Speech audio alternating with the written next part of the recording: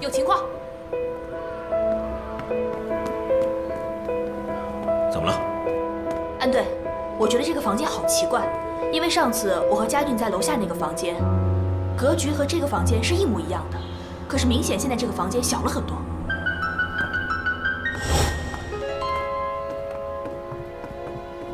哎，陈欢啊，他这床挺棒的，我跟你说啊，他这床叫 King Size， 我当时去商场看过，它承重特别好，特别稳。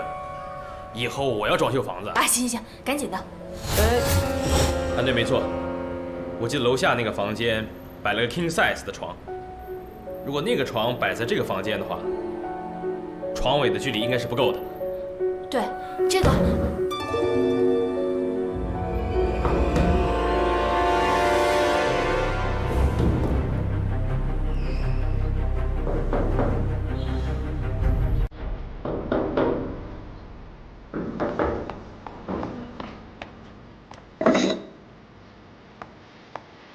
给我吧，我来。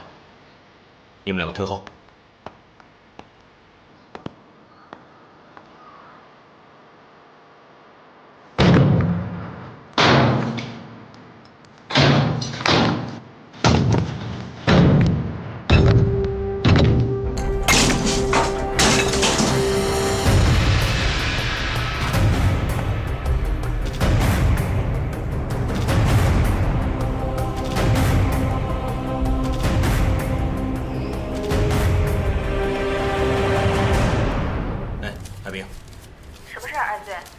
我在解救花园，这里发生了一起凶杀案。好的，安队，我马上就过来。对了，安队 ，DNA 对比结果已经出来了，可以证实晾衣杆就是将陈伦推下楼的作案工具，对比结果非常准确，应该是没有问题了。我知道了。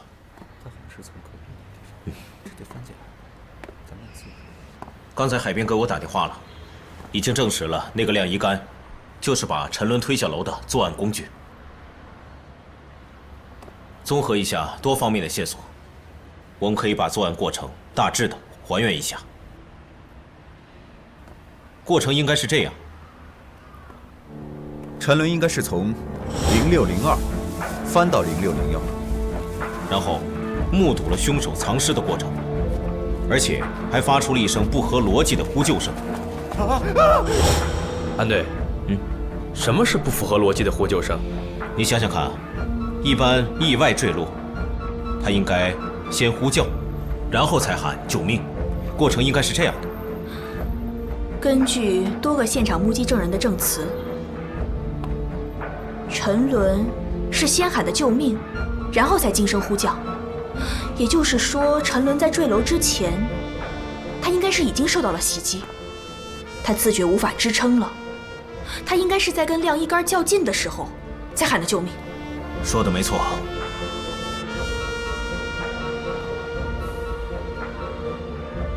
我查了这个小区，管理很严。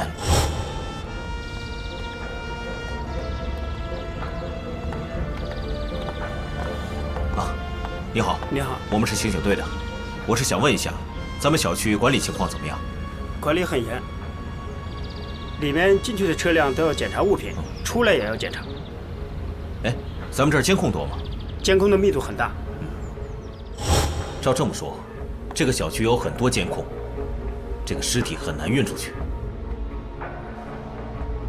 我是觉得，这凶手是觉得尸体运不出去，所以才匆匆忙忙在这儿做了一个夹层，把尸体藏在了这儿。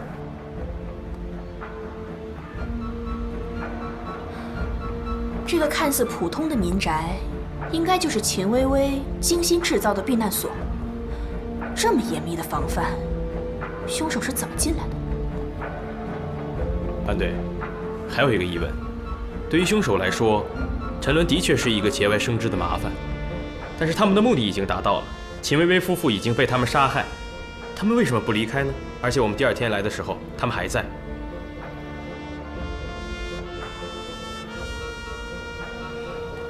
其实我刚才也在想你这个问题，他们应该还有更重要的事情没有做完，所以才会留下来。什么重要事情呢？安队，会不会是秦薇薇还未出手的50公斤海洛因呢？说的有道理。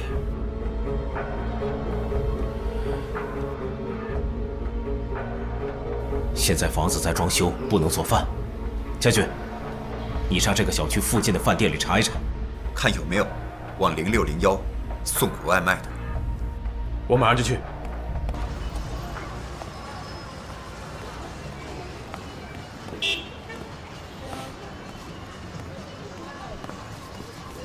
老板你好。你好。我是警察。嗯，找你了解一些情况。您说。你们这儿送外卖吗？我们这儿送的少。对面锦绣花园送过吗？那儿我们送的也不多，不过有一家我们经常送，是2栋6楼0601。见过主人吗？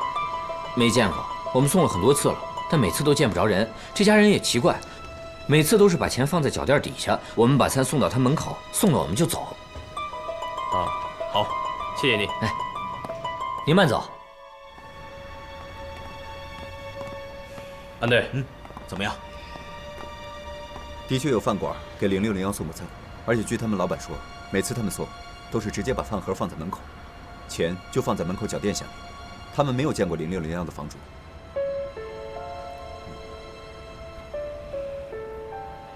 那就是说，这个凶手劫下了送外卖的，把自己伪装成送外卖的，把盒饭送到了门口，等秦薇薇认为安全了，趁其不备，制服了秦薇薇，冲进房间杀了她。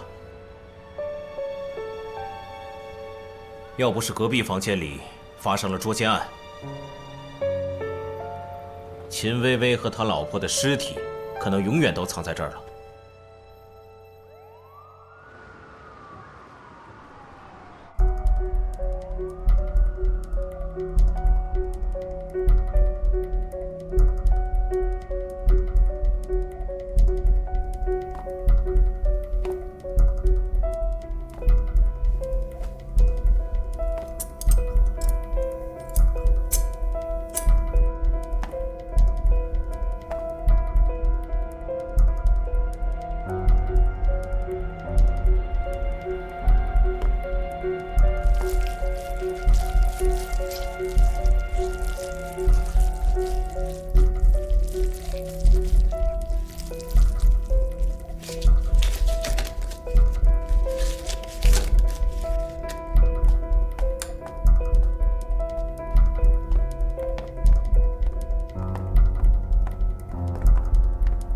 安队，他确实是摄入过量毒品导致的死亡。根据胃部溶物的消化程度来看，他的死亡时间应该在秦薇薇之后。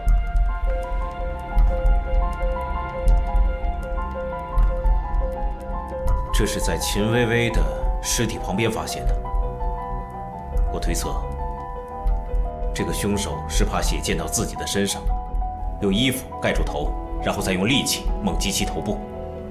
事情过程应该是这样的。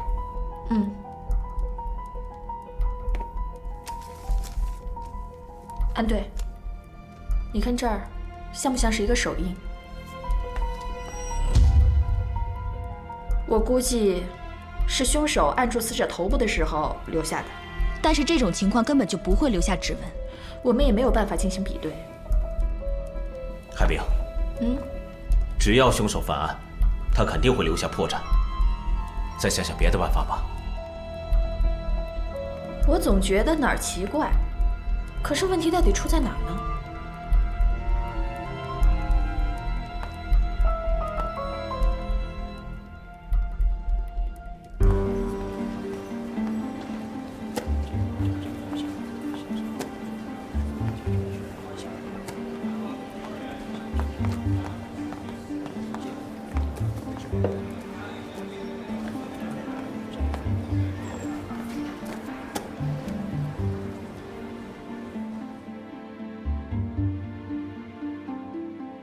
大家注意一下右下角，第一张照片。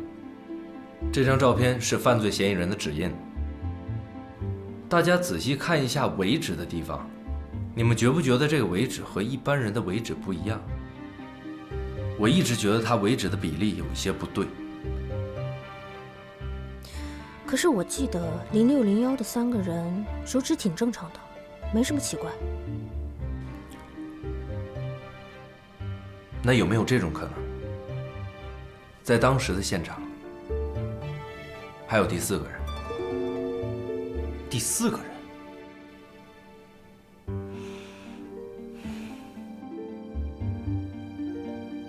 根据我们现在掌握的证据，有些事实已经逐渐清晰了。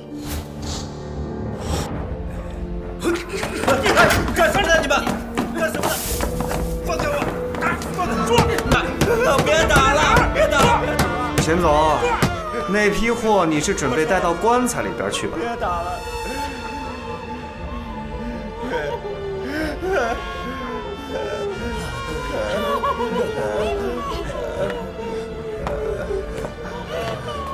给我起来吧！你要干什么？别杀我老婆！别杀我老婆！我说，东西放哪儿了？在我办公室的天花板里。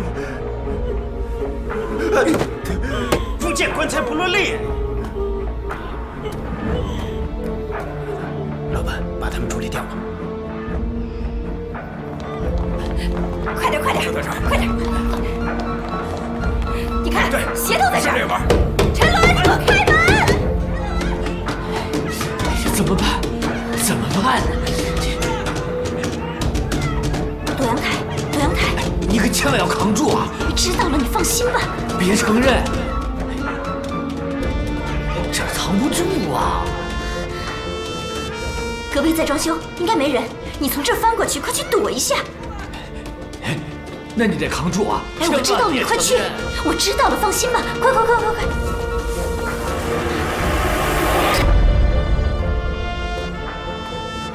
对不住了。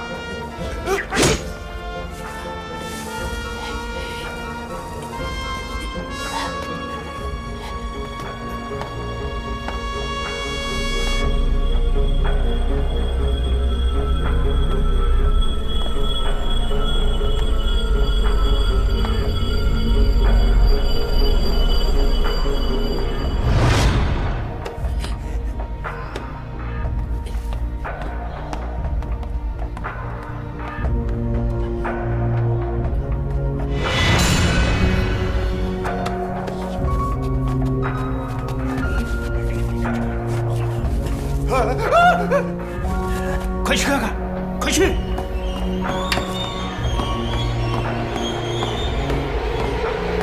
什么不好看？看别人杀人，所以你必须死！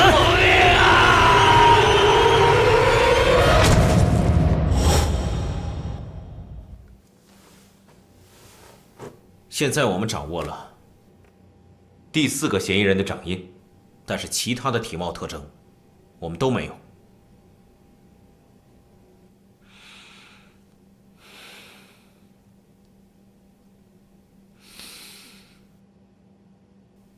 这样，家军、程焕，你们俩去一趟黄金麦俱乐部。这个陈伦是他们的员工，你们再去查一下，顺便再查一下这个俱乐部周边的探头，看有没有新发现。要注意安全。好。是。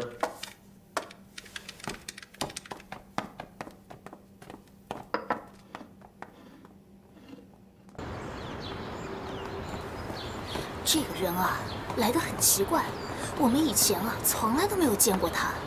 那个人的相貌你还记得吗？记得，等我仔细回忆一下。好，行，你说，那就麻烦您具体给我说一下。现在我们掌握了第4个嫌疑人的掌印，但是其他的体貌特征我们都没有。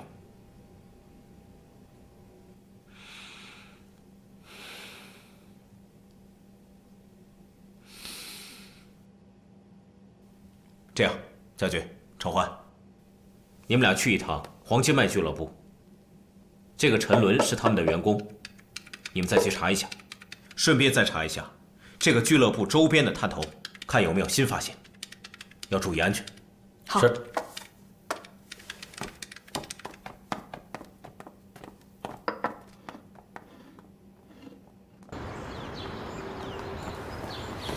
人啊，来得很奇怪，我们以前啊从来都没有见过他。那个人的相貌你还记得吗？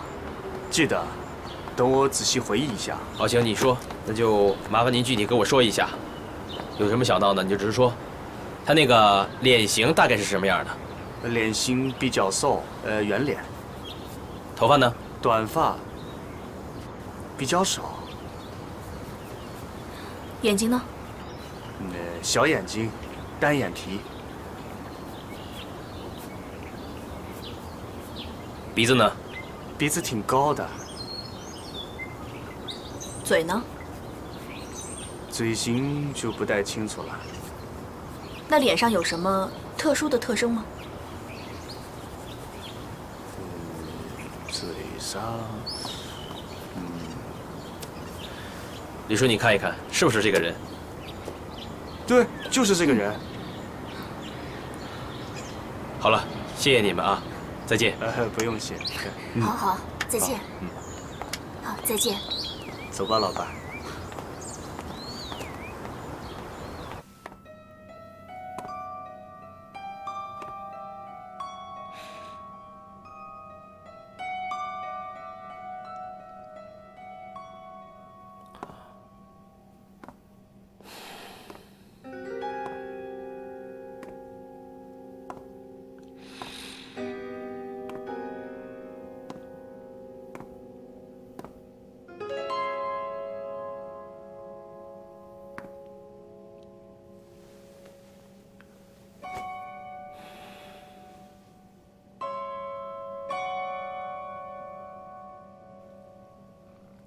安队，怎么了？我是觉得曹孝阳身后还有一个幕后黑手。那你觉得这个幕后黑手是谁呢？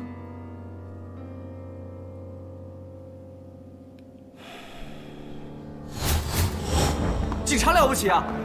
你们要干嘛？这都谁呀？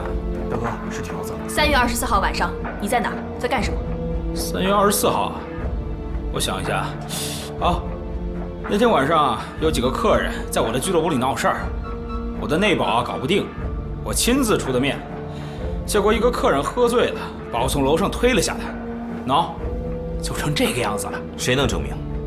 我们公司的李总。你好。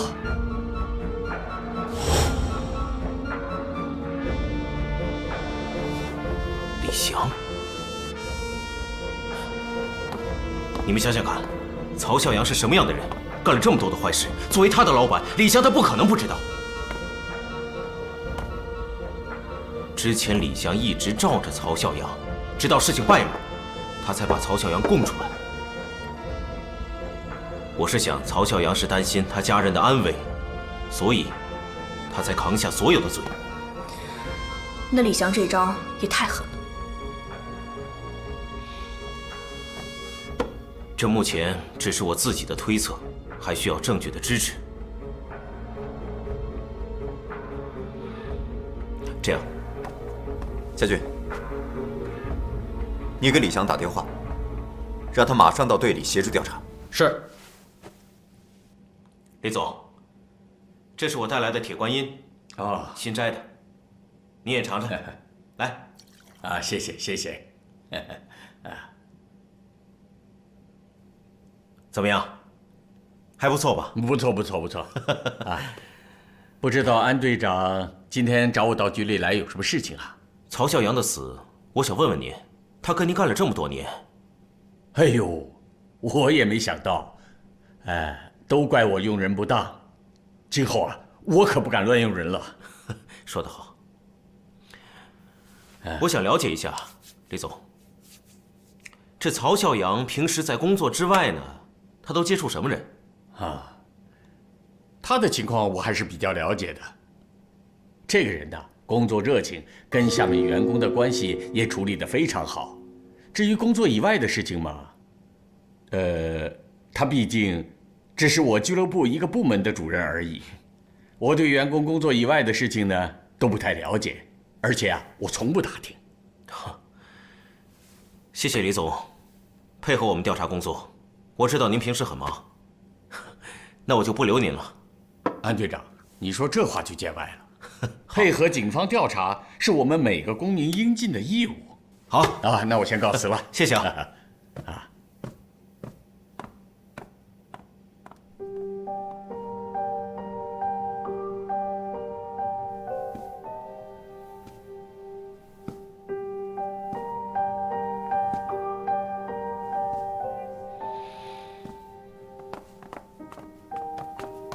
安队，情况怎么样？我第一呢，请他来，是看他敢不敢来。他如果不敢来的话，他就会逃跑。第二呢，我想摸摸他的底。刚才我看了一下李想走路的状态，看他是否正常，从而判定他是否有逃跑的打算。目前看来，他没有逃跑的迹象。家俊，发布全市通缉令，通缉0601的3个嫌疑人。是。陈欢，把那个茶杯拿到物证中心做一个指纹的鉴定。是。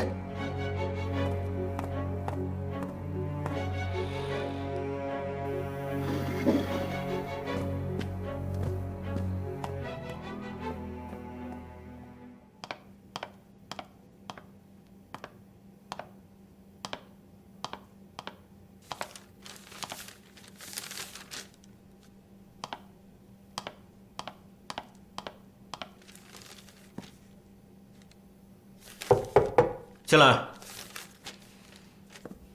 哎，怎么就你一个人在？他们让我派出去执行任务了。已经1周没上心理辅导课了。你也看见了，我真的很忙，没时间。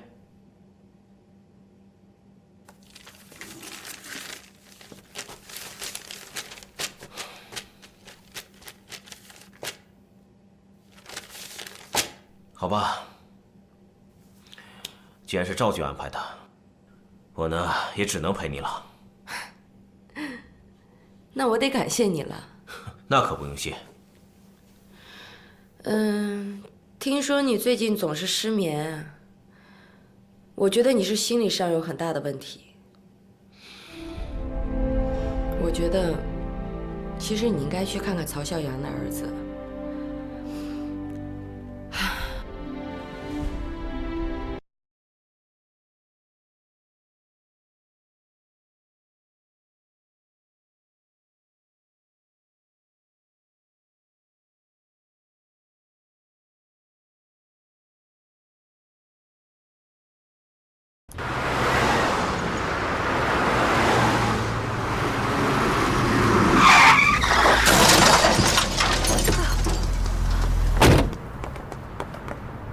大哥，对不起啊，对不起。你怎么开车的呀？把我撞成这样！哎呀，真的不好意思，我们有急事，对不起啊，对不起。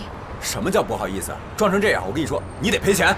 我身上没带钱，至少赔我1000块。我真的没带那么多钱。必须得赔我钱，要不然这事儿没完。对不起，我们有急事。撞的有那么厉害吗？你看看，你看你给我撞的，看看。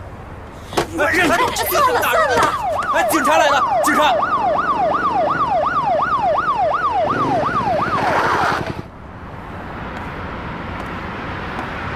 警察同志，你好，请出示驾照。好。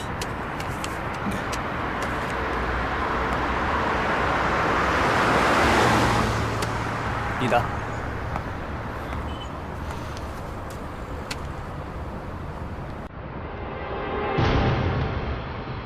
啊，没事了，小擦挂嘛，给我打个电话处理一下。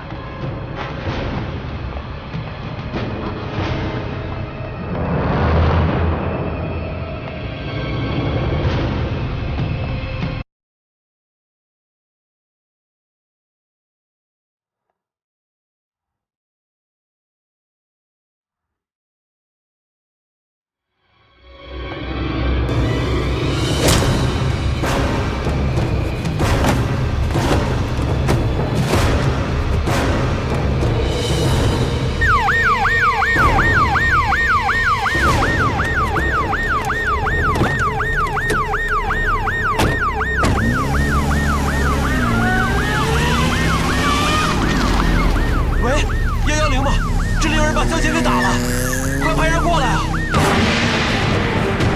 肇事车辆由 A85560向前西逃窜，请各单位拦截，请各单位拦截。我是刑警队阿磊，请提供嫌疑犯车辆具体位置。具体位置。嫌疑犯车辆在龙都路附近，龙都路附近。好，我知道了，封锁周围路口，我马上赶过去。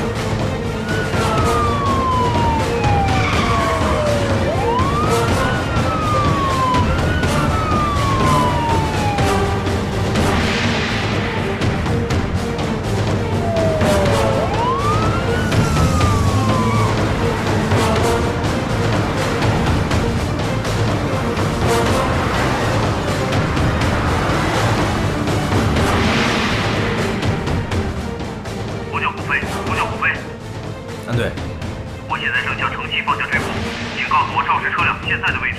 好，收到，正在打开监控平台。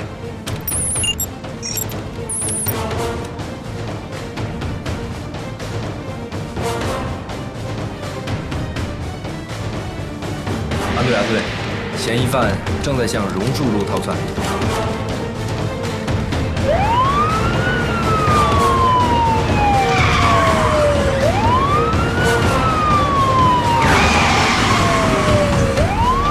我是阿磊，已经找到犯罪嫌疑车辆，请求支援。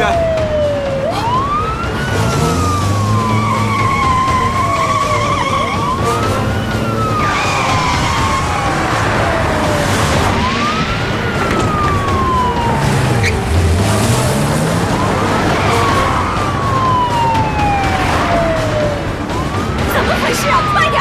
我知道，你别闹。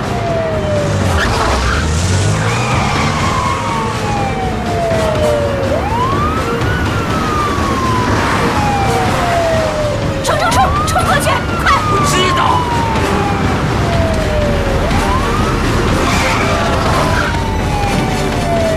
下车！下车！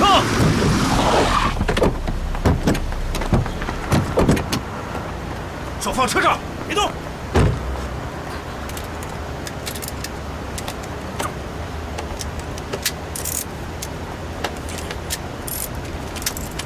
走，都带回刑警队。是。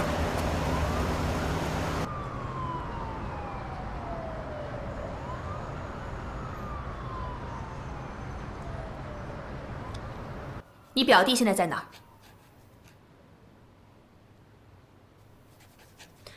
你打算一直保持沉默吗？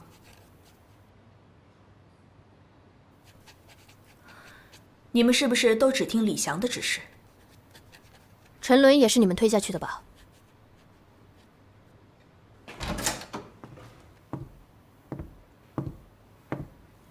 安队，我来。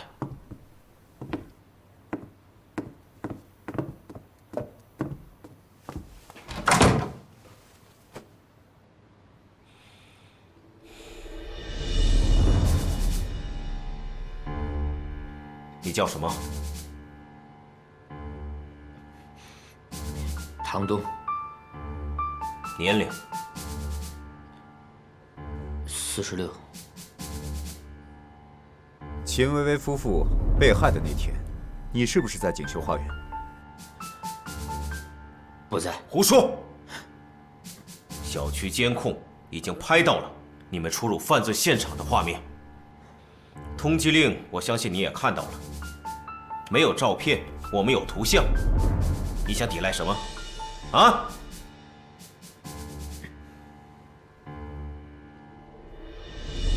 我告诉你，沉默是没用的。既然开口了，那就继续说吧。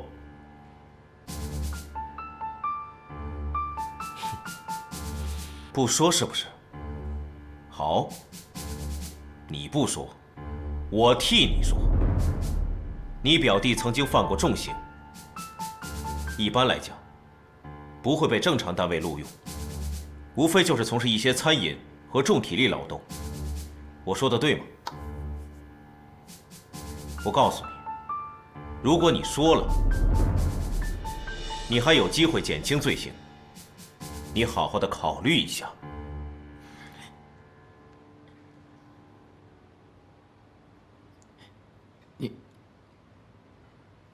你去找林金梅吧。他知道表弟在哪儿。去哪儿找？临江路66号。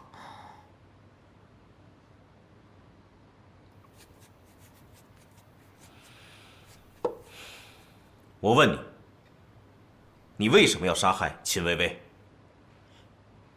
表弟他没说为什么要杀秦薇薇，我们也没问。我们只负责杀人收钱。老板让杀谁，我们就杀谁。我们知道的越少，就越安全。那我再问你，那个杀人的人是不是姓李？不是。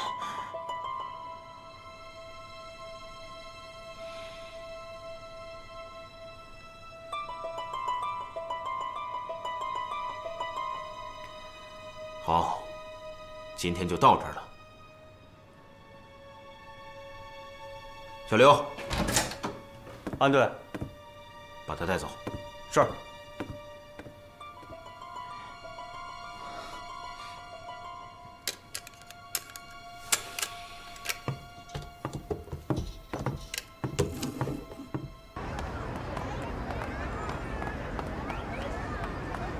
哎，小雪，把摄像机打开。哎。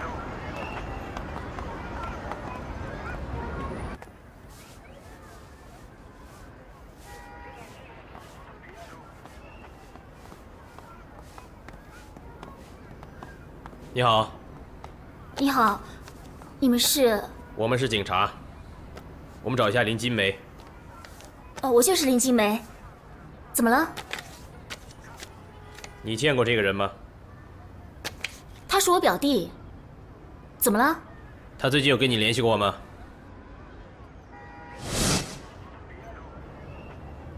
我们很久没有联系过了。他以前坐过牢。哎，警察同志，他是不是又犯什么事儿了？他的下颚面部肌肉运动不协调，他在撒谎。他在说谎。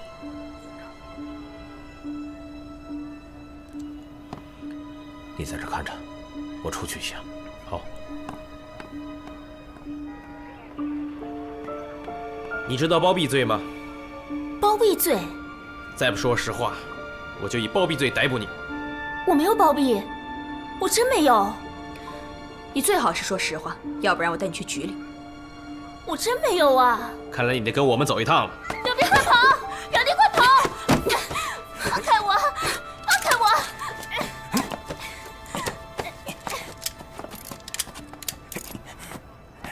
跑啊！怎么不跑了？撤换，扣下，带走。是。走。走。走。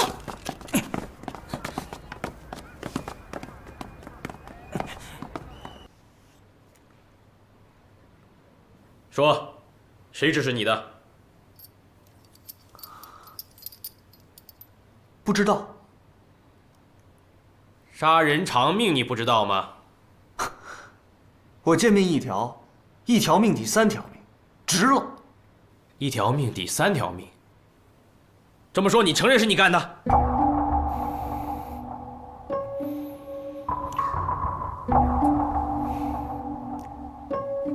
我说。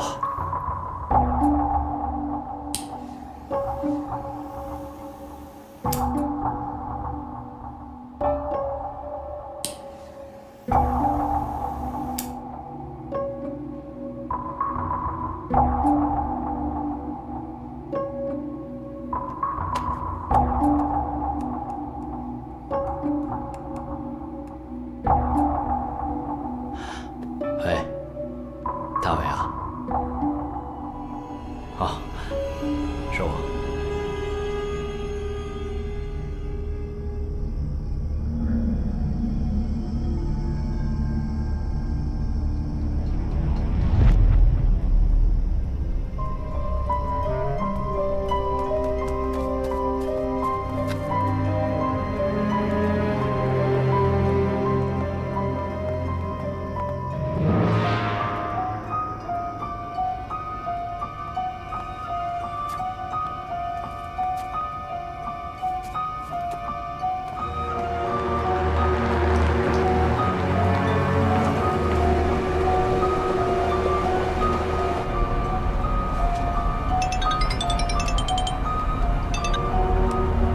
威哥，哎，你好，你好。你现在马上回家一趟。你让我现在回去啊？现在。我正在去机场。你忘了一样东西，先回去把这个东西处理好，这个事儿很重要。好，好，我知道什么轻什么重。好。掉头回别墅。好。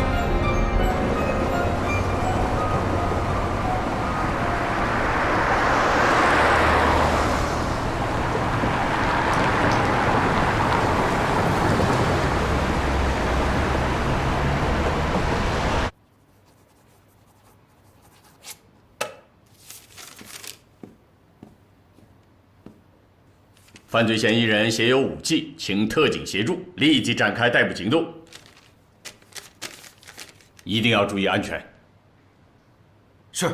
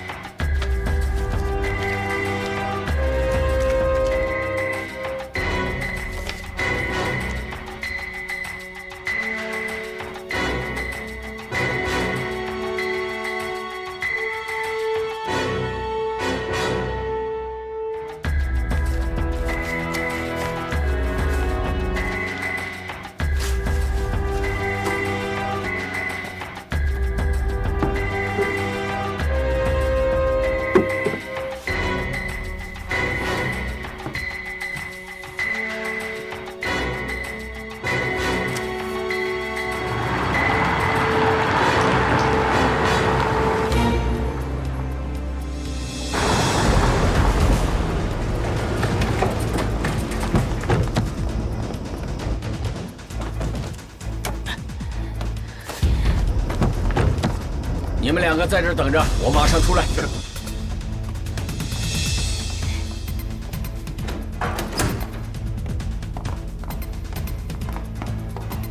你们俩守在门口，等我一会儿下来。是。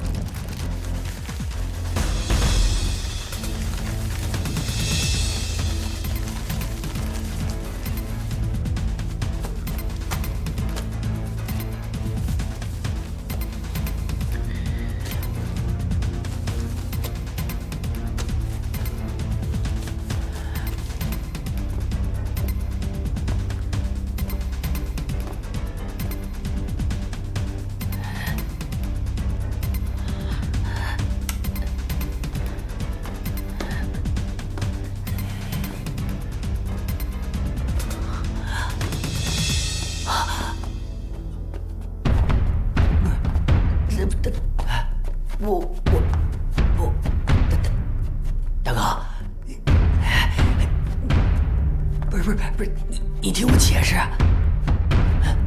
大哥。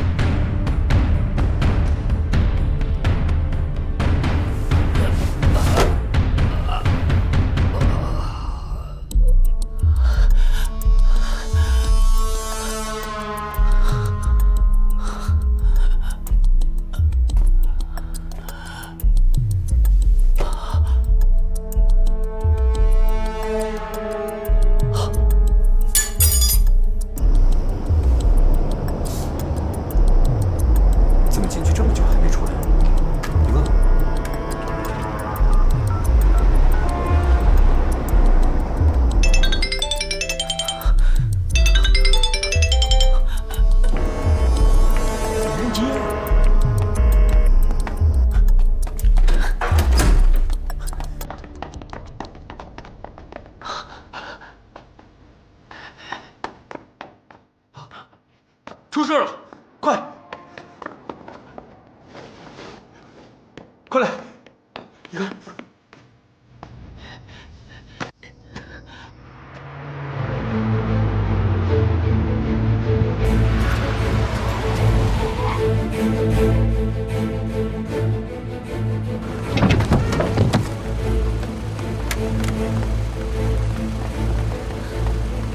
顾飞、家俊，你们从那边过去。是。陈欢，你们两个从那边走。是。我们走。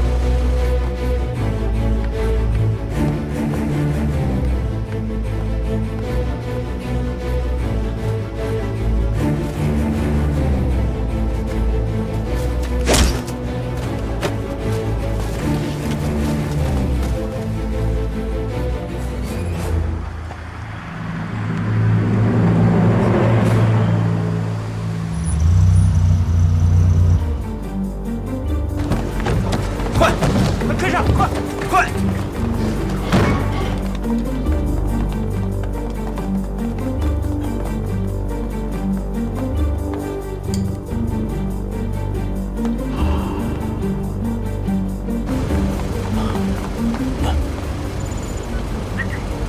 环境安全，发现李翔尸体。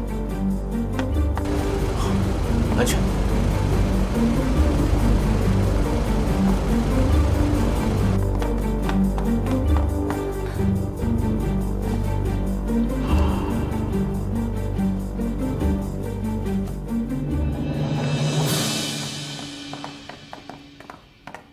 安队，死者身上发现2处刀伤，凶器也在现场，初步断定是刀伤致死。将军，通知海兵，立刻到现场，迅速。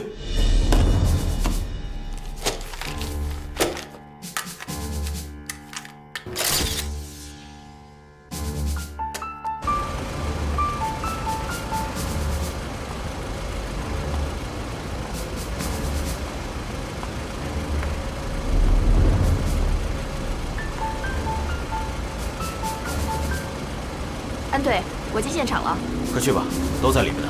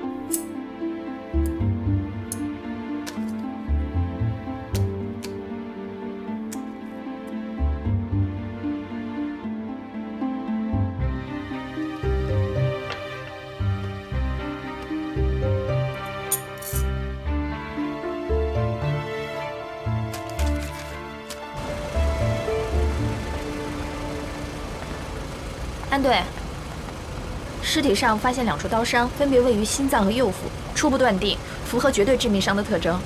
尸体出现尸斑一般在2到4个小时。我刚才检查过了，尸体上没有尸斑，也就是说死亡时间在1到2个小时之内。我根据尸体的血液凝固程度推断，死亡时间应该就在5到8分钟。行凶者驾驶机动车辆，以最快时速80公里逃窜，现在可以达到的最远位置在10.6公里处。吴飞，通知下去，以这个地方为中心，半径50公里，排查可疑人员。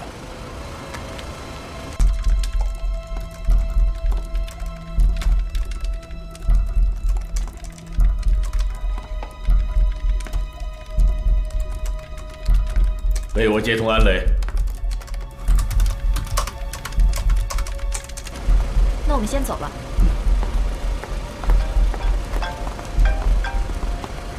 喂，赵局。安雷，情况怎么样？现在也有2个嫌疑人被抓，但是李翔死在别墅里了。怎么会死了？是我们到达李翔别墅前5至8分钟，他被杀了，身体上有2处刀伤，我们怀疑是他杀。这个节骨眼上，会不会是杀人灭口？有这种可能。锁定证据，立即突审犯罪嫌疑人，不能错过1分1秒。是。赵局说了，要我们做现场突审。行动吧。是。是。安队说立刻突审。说，你们刚才怎么回事？当时那个李总要求我们2个人在大门外守着，他说那个一会儿就出来，车子还不让熄火。他刚进别墅，我们不就被你们抓了吗？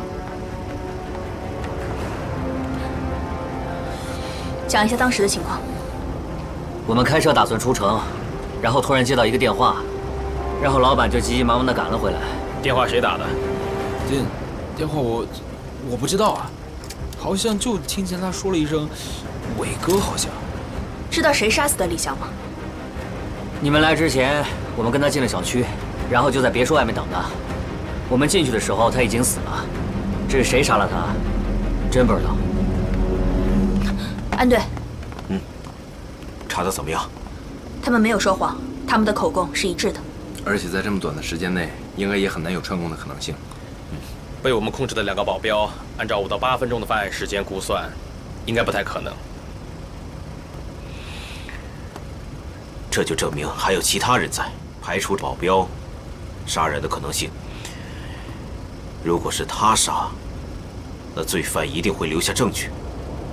这样，我们分头呢去取证。再进去看看。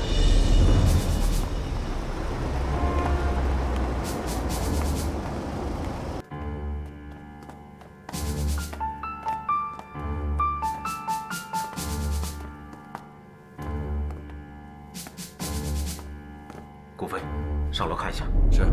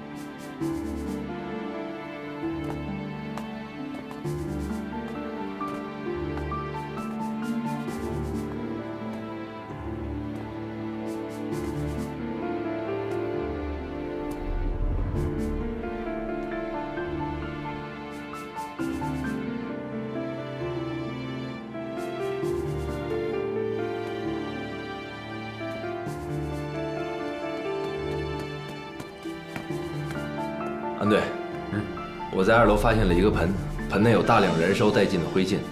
经我初步检查，里面应该有苯烯酯酸一类的物质，也就是照片。照片？对。刚才突审李翔保镖的时候，他说是李翔突然回来的。他这么匆匆忙忙的回来，就是为了烧照片吗？顾飞，想想办法，查一下这些照片上的内容。是。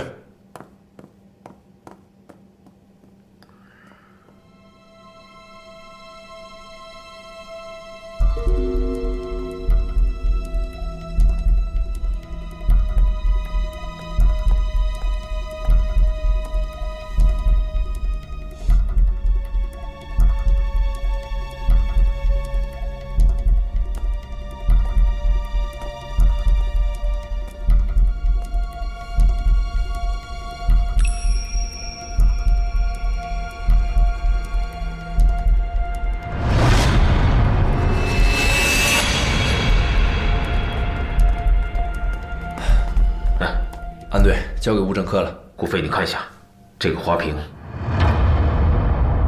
这花瓶被人动过了。陈欢，你刚才告诉我，门窗都被人撬了，是吧？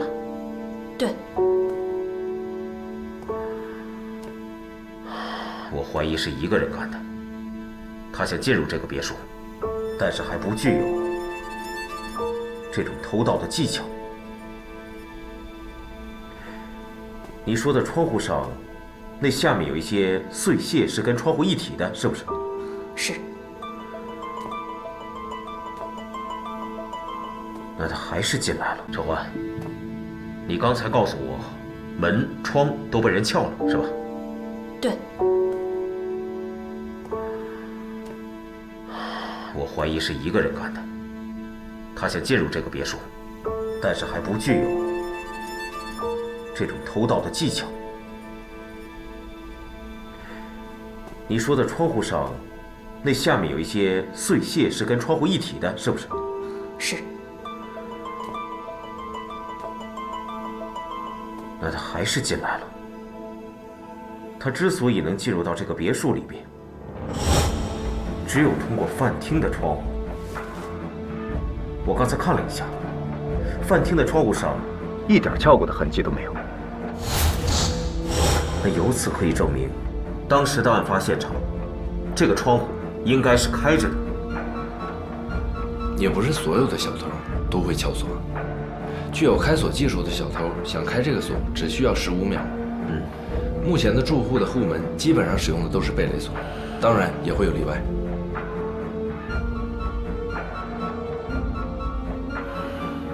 你们看一下这个脚印，从这上面来看，我推断，这个凶手应该在1.65米到1.7米之间。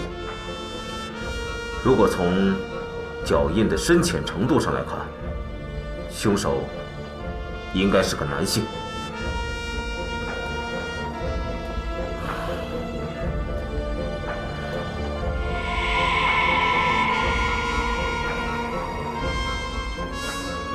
血迹上有划痕，会是什么划的呢？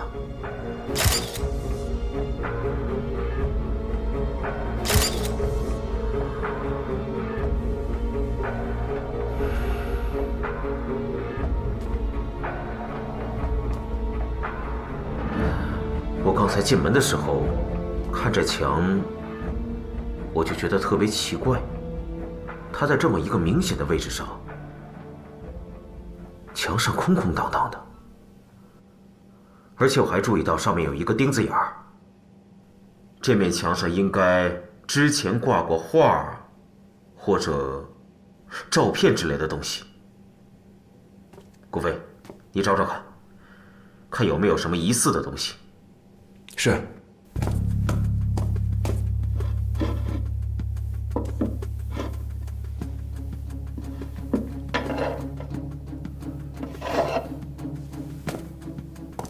安队，你猜对了。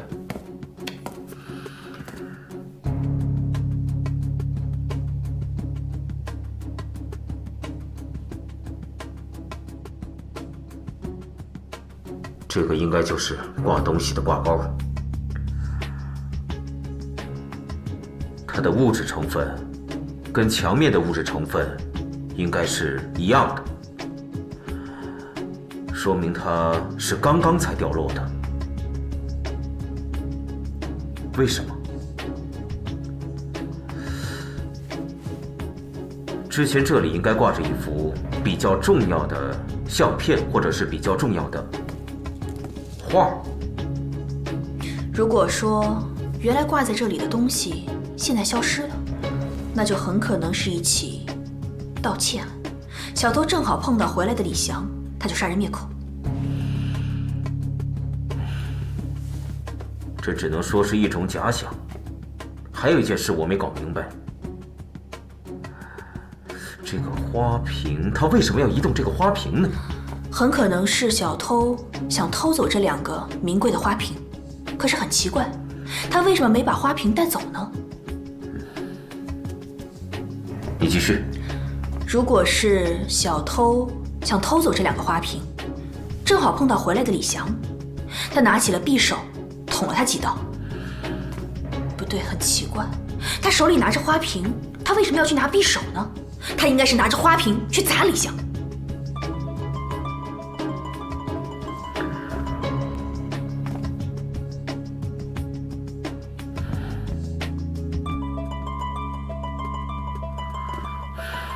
根据我们初步的判定，这个闯入者他只拿了一幅画或是照片，然后杀人离开这儿。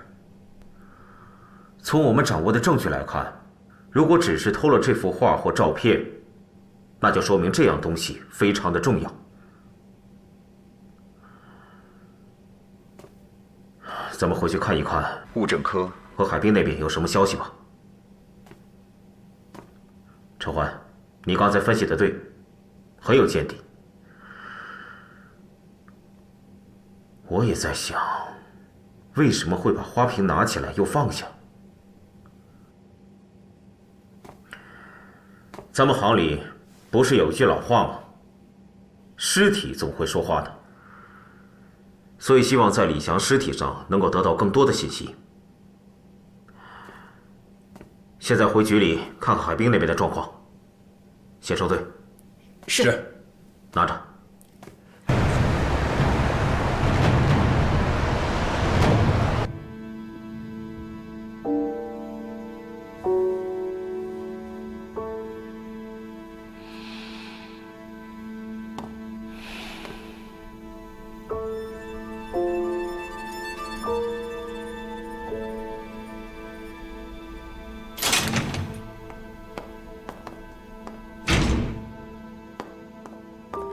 死者李翔，身高1.78米，体重58公斤。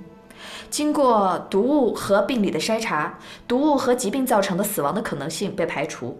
四肢和躯干基本完好，躯干上有2处刀伤，第一处刺中心脏，刀口宽4厘米，深度为12厘米；第2刀刺中右腹，刀口深度约为6厘米，不致命。也就是说，李翔死于被刺中心脏身亡，跟我们之前分析的一样。他的死亡时间应该是我们特侦组到达现场的5到8分钟之前。哦，对了，死者的左腕上有几道血痕，应该是金属表带或者是手链被拖拽的时候留下的痕迹。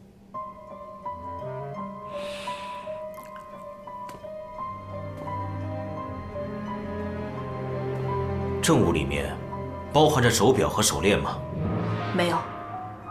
安队，这手表和手链不见了，会不会是图财害命呢？存在这种可能性，不过现在就下这结论有点不可取。如果手表和手链里包含着重要信息，安队，这李翔的尸体上并没有什么外伤。根据我多年的工作经验来看，我觉得他被抢劫的可能性非常大，因为他的手表是被强行摘下来的。这就是我怀疑的地方。如果是抢劫的话，那就会发生搏斗，搏斗势必会发生一定的撕扯。可是我们发现尸体的时候，他的头发整齐，衣服也是整齐的，这种状态很不正常。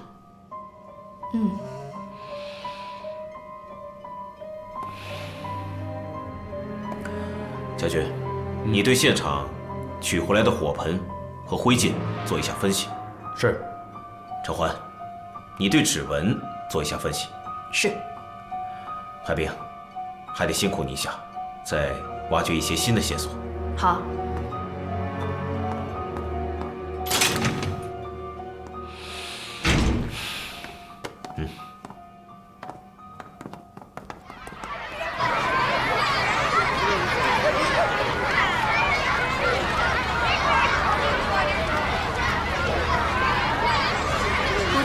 谢谢你今天来给孩子们上课，孩子们挺喜欢的。你上的可不比安队长差，还通俗易懂呢。没有，还是安队上的好。哎，对了，安队还让我问一下，曹雪芹最近在学校表现怎么样？刚在课堂上没看见他。这个应该可以理解一下，他不是不愿意见你，他只是不愿意见到警察。他这孩子比较孤僻，不爱和别的孩子玩。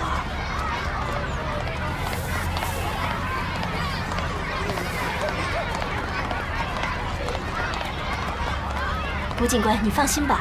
哎，奚老师你好。你好。几位？上完课了？上完了。天安磊来的吧？老师，曹小新在哪儿？那儿。我去看看。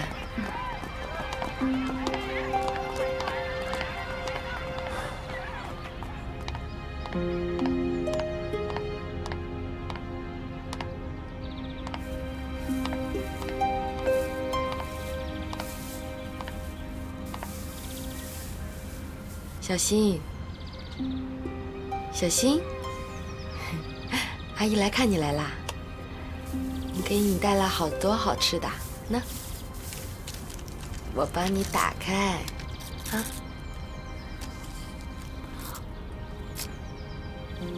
走吧。走。以后阿姨常来看你，好不好？嗯。走。我肚子疼。哎，小心！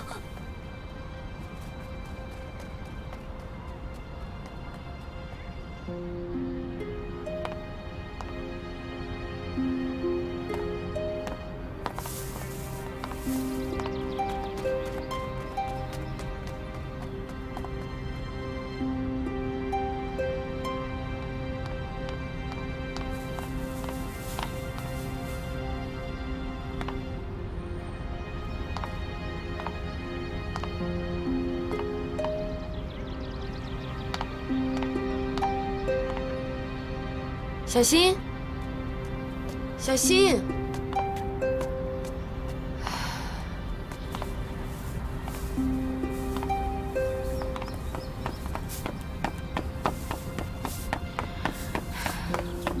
哎，老师，那个曹小新进去好半天了，麻烦你一下帮我把他叫出来吧。好，好，好，小新是吧？我帮你看看呗。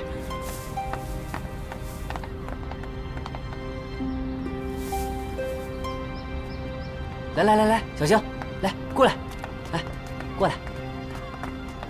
小新，别让你妈着急。啊，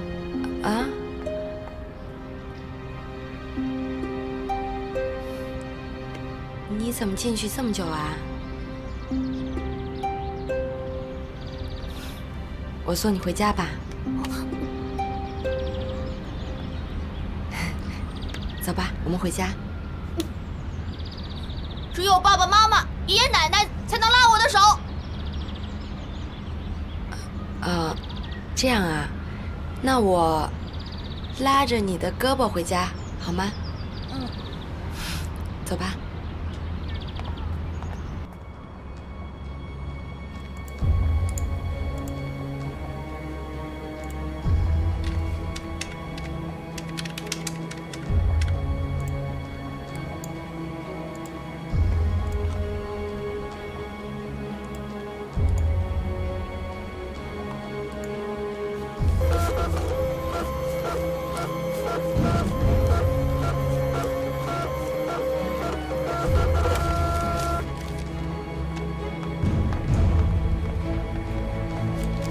经过对比，70%的指纹都是同一个人的。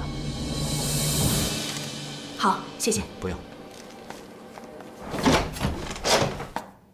爷爷奶奶。哎呦，小新乖。回来了。你们好。啊，谢谢西小姐，我们俩身体很不好，麻烦你了。哎呀，没关系，有时间我会多来看看你们的，好不好，小新？嗯，那没什么事，我就先走了啊。啊，谢小姐慢走啊。谢小姐谢阿姨慢走啊。再见。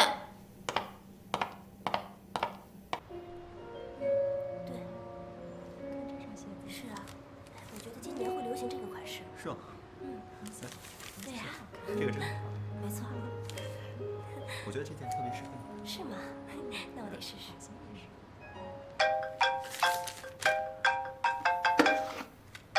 喂，在忙吗？案子怎么样了？最近案子不是很顺利，怎么样？我派古飞去，效果还好吧？好倒是还好，只是我觉得小新现在情绪不太好，而且还是有很大。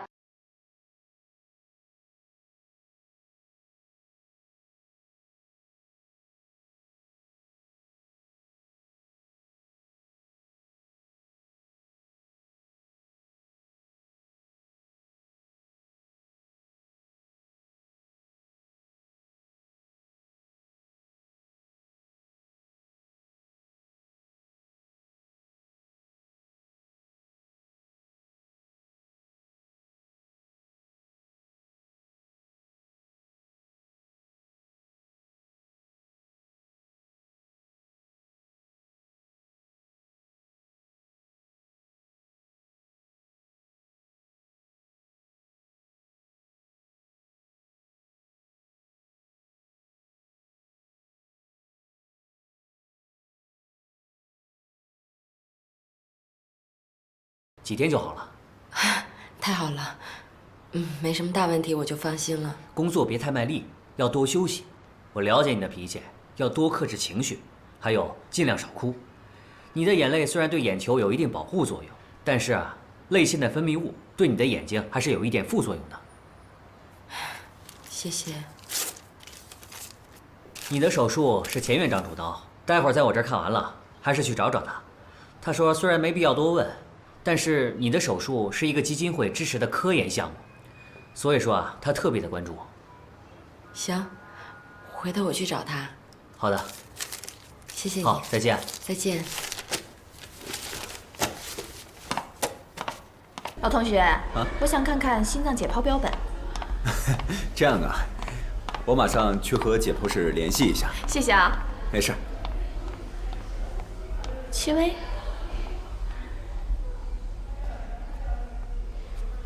那是什么科呀？那边是眼科。眼科？对。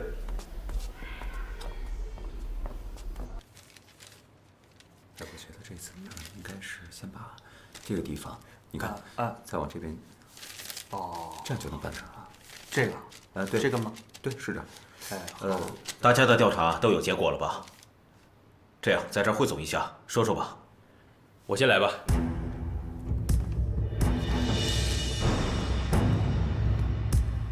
通过对李祥家的勘查，我们发现，在李祥家的大门内外、走廊以及厨房和厨房的窗台上，发现了大量的犯罪嫌疑人的足迹。在发现犯罪嫌疑人脚印的地方，我们也发现了大量李祥的新鲜脚印。也就是说，两者是有重合的。在李祥家厨房的窗台上，发现了2枚属于李祥的新鲜脚印。具体是为什么，我们还在进一步的调查。我这边的情况就是这样。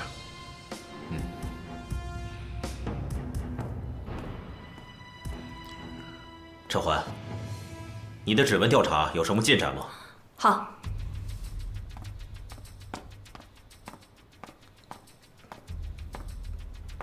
指纹对比结果显示，除了李祥还有4个保镖之外，在案发现场挪动花瓶的位置，还有丢失字画的墙面上，以及李祥尸体旁边的茶几上，还有被撬的门窗上，都发现了同样一组指纹。这些指纹在其他的地方都没有采集到，这很有可能就是犯罪嫌疑人的指纹。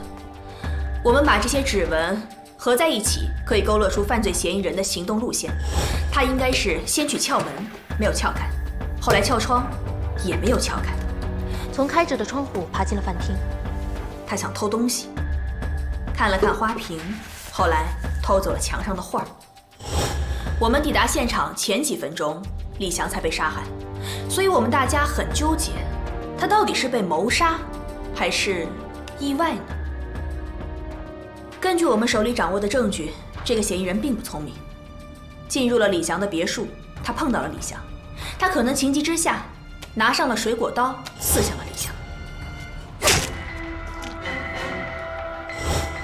之后，他拿着话逃跑。门外的保镖听到了里面的响声，冲了进来。这时候，李翔已经躺在了血泊之中。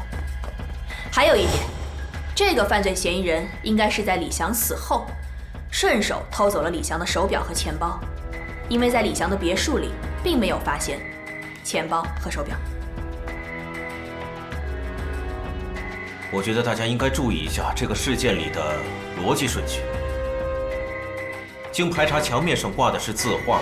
当嫌疑人拿走字画的时候，正准备出去，就碰到了李翔。这种情况造成了就像小偷要偷东西，他刚拿到东西就被堵着回头路了。你们想想看，如果我是小偷的话，在这种情况下，我们应该怎么办？如果是我的话，肯定是拿手中的花瓶作为凶器，来不及再去拿别的东西。这样来说，嫌疑人应该是一开始想偷走花瓶，后来放弃了。这显然就是说明他发现了更有价值的财物。没错，应该就是丢失的字画。这正如安队上次在案发现场的推论，入室盗窃是有预谋的。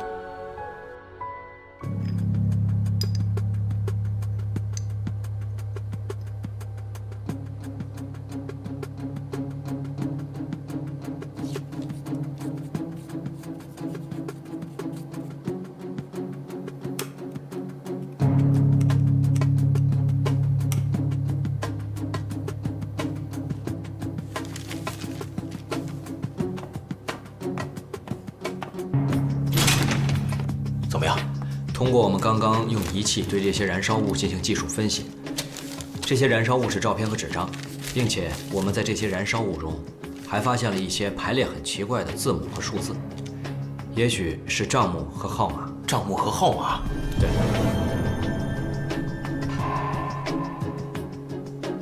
你能帮我破译一下吗？我试试吧。啊。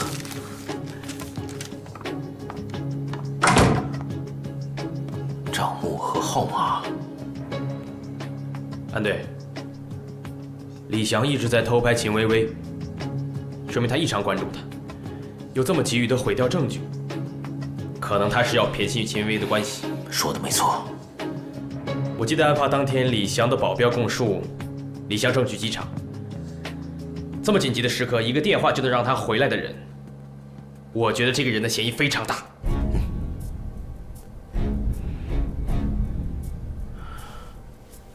小军，我们再去现场看一看，说不定还有什么新的发现。走。是。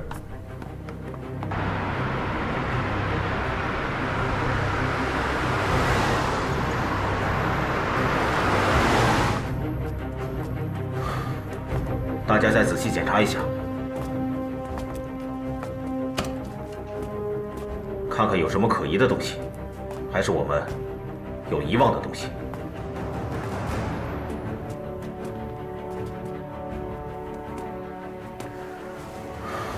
我记得我上次说过，这血迹上有划痕，但我一直搞不明白是什么东西造成这样的划痕。去查一查，看看什么东西跟它的大小相符，明白了吗？是。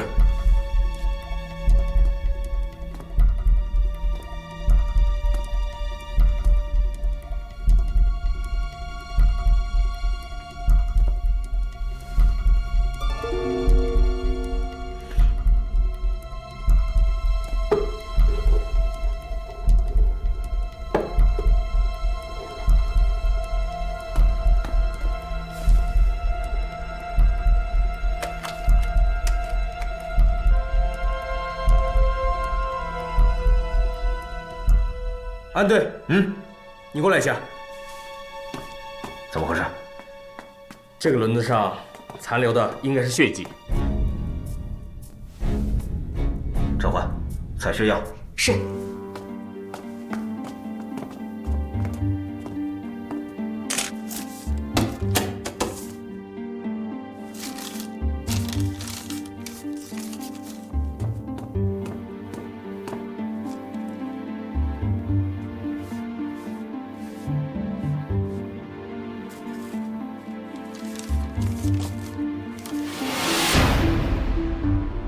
安队，我通过血液、血型和 DNA 对比结果显示，衣帽架轮子底下那滴血液是属于吕香的。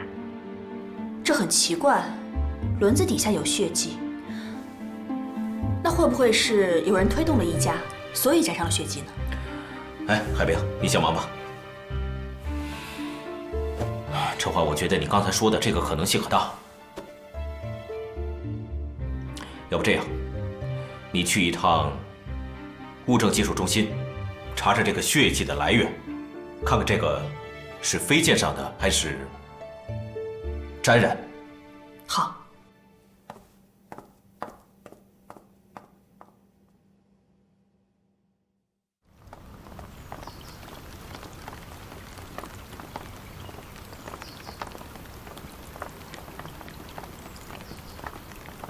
安队长，辛苦了。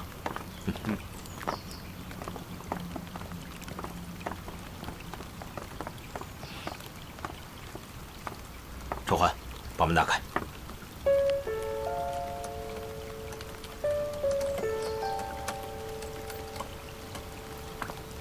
安队，打不开。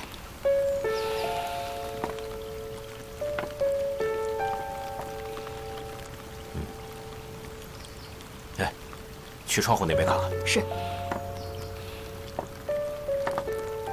去后面看一下。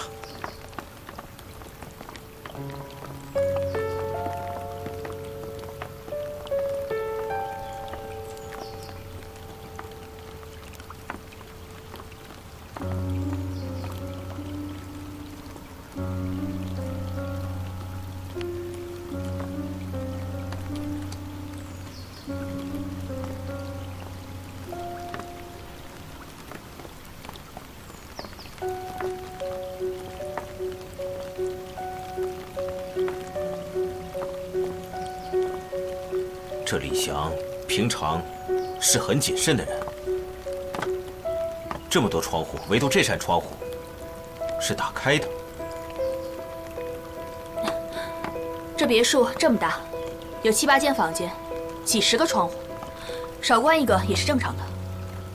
警官，警官，我查过记录了，失主家的门窗向来都是紧闭的。如果失主离开了，我们24小时都有人巡逻。发现他门窗未关的话，我们都会电话及时通知他的。打电话？是。好，谢谢啊。哎，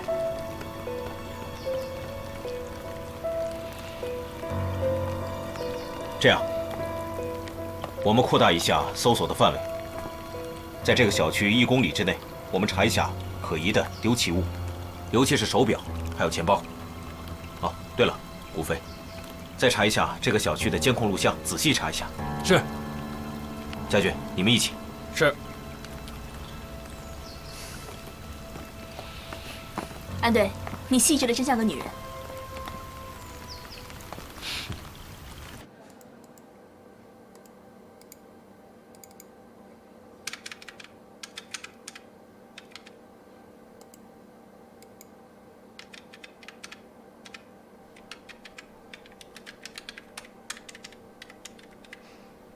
看这个人，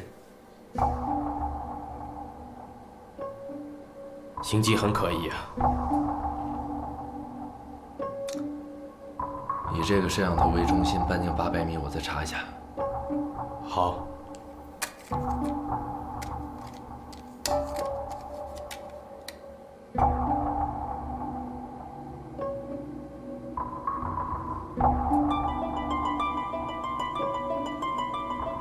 就是他。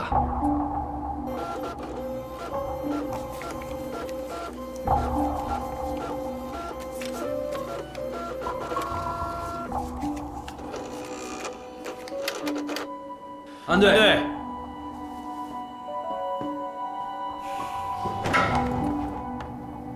怎么样？